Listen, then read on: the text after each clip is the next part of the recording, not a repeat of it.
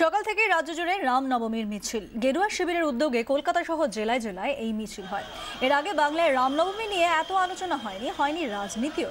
এবার হচ্ছে রাজ্য জুড়ে জোরদার প্রচারে নেমেছে আরএসএস ও তাদের শাখা সংগঠনগুলি। আজ রাজ্যের বিভিন্ন প্রান্তে মিছিল করেছেন গেরুয়া শিবির। 5 রাজ্যে গেরুয়া ঝড়ে উজ্জীবিত বিজেপির চোখ এই বাংলায়। সেই পথে রাজ্য জুড়ে রামনবমীতে জোরদার প্রচারের নির্দেশ আরএসএস এর। আমাদের প্রতিনিধি অঞ্জন রায় রয়েছেন টেলিফোন লাইনে। অঞ্জন, যেভাবে আমরা দেখছি এই রাজ্যে আরএসএস এর শক্তি বৃদ্ধি হচ্ছে, তারই কি এক প্রভাব এই রামনবমীতে এভাবে তাদের প্রচার? দেখো, প্রথমে যেটা বলি যে আগামী লোকসভা নির্বাচনকে মূলত টার্গেট করেছিল কেন্দ্রের বিজেপি নেতৃত্ব। তারা মনে করেছিল যে এই রাজ্য থেকে বেশ কিছু আসন তারা নিতে চায়। তারই প্রস্তুতি হিসাবে কিন্তু দীর্ঘদিন ধরে তারা একটা কাজ শুরু করেছে যে দলীয় সংগঠনকে বিস্তারিত করার।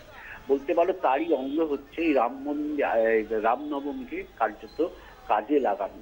সরাসরি বিজেপি হয়তো এই কল দেয়নি, কিন্তু বজরং দল, বিশ্ব হিন্দু পরিষদ সহ অন্যান্য যে সংগঠনগুলো আছে তারা মূলত কল দিয়েছে যে সর্বত্র পশ্চিমবঙ্গের সব জায়গায় আজকের এই রামনবমী পালন করতে হবে। এবং দেখা যাচ্ছে যে এবছর রামনবমী পালন করতে কিন্তু একটা অংশের মানুষ রাজপথে নেমেছে।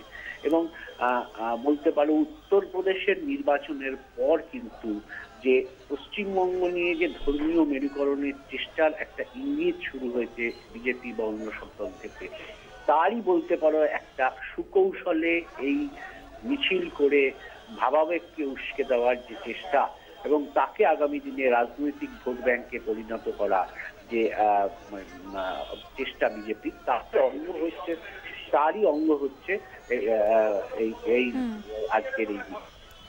ধন্যবাদ।